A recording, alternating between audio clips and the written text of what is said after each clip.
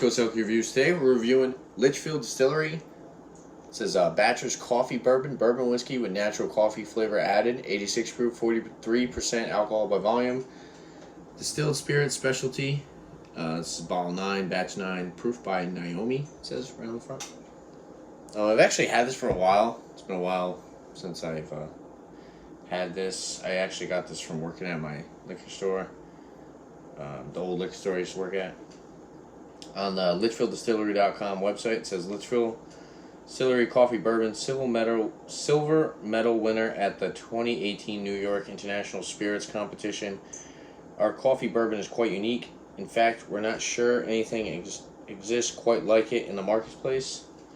We craft the spirit beginning with locally roasted beans from Zero Profit Coffee LLC in Washington, Connecticut. We use their amazing Torah Fazion, Washington organic coffee blend, which is equal parts Sumatra, Java, and Nicaragua beans. The beans are ground to cold brew specifications and delivered to Litchfield Distillery, where they steep for 24 hours in cold distilled water for maximum absorption.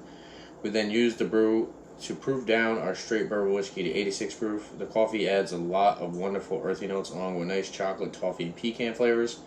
It's great in cocktails or to sip neat as a digestive. Then on the back it says, we take the best our local farmers have to offer and craft fine spirits, one batch at a time. The coffee flavor is subtle but adds a hint of earthy complexity, which perfectly complements our bourbon's distinct vanilla and butterscotch notes. Distilled from corn, rye, and barley. Distilled and bottled by Litchfield Distillery, Litchfield, Connecticut. Then if you want to check them out, you can go to litchfielddistillery.com. Yeah, let's check this out.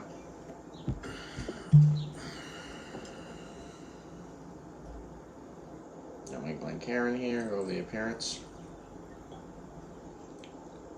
It's honestly got like a watered down coffee color.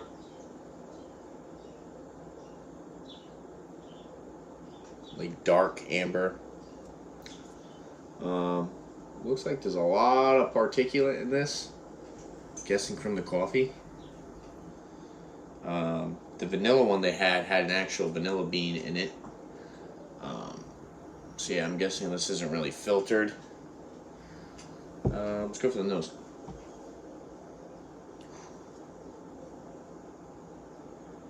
On the nose?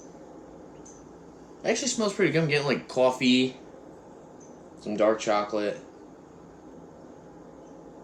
caramel, vanilla, some oak. It's very alcoholic though. It's got a little bit of a burn on the nose. Maybe some vanilla as well. Yeah, right up front you get dark chocolate, coffee, then like your typical bourbon notes, caramel, vanilla, oak. But yeah, very, very strong on the nose. It's got a lot of that ethanol alcohol smell. Let's go for a taste.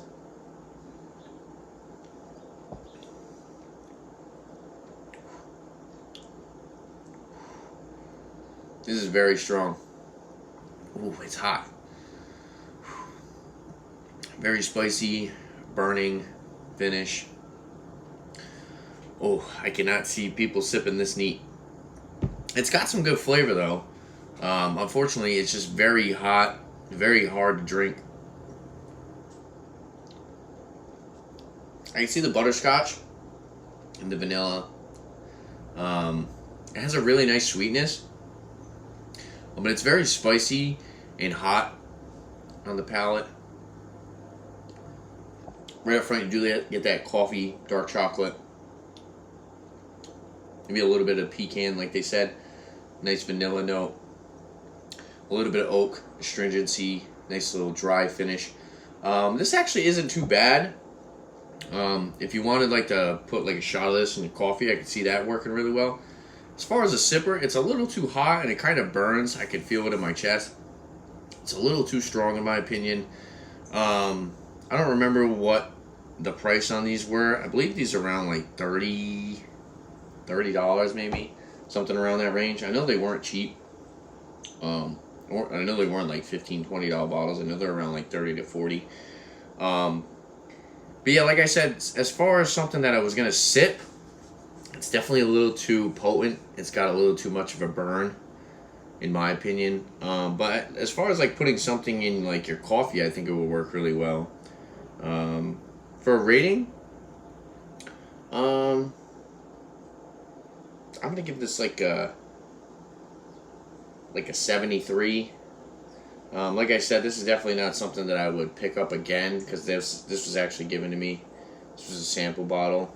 My old boss, actually gave this to me before he sold the place.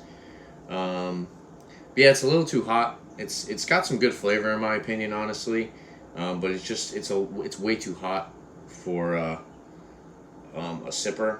And if it is like $30 to $40, it's definitely too expensive for something that you're just gonna mix with coffee. I mean, you might as well just put a little bit of like Evan Williams if you want a little bit of a bourbon note, and then you just get those coffee flavors from the coffee itself. But it's not bad. I recommend trying it if somebody had it. If somebody offered it to you, yeah, I would recommend trying it. It's not terrible. As far as going out and buying your own bottle, I don't really recommend that. But yeah, there you have it. If there's anything else that you guys like to see on my channel, definitely leave a comment down below. And don't forget to like and subscribe to more upcoming videos. Look at beer. Thanks for watching, guys. Cheers.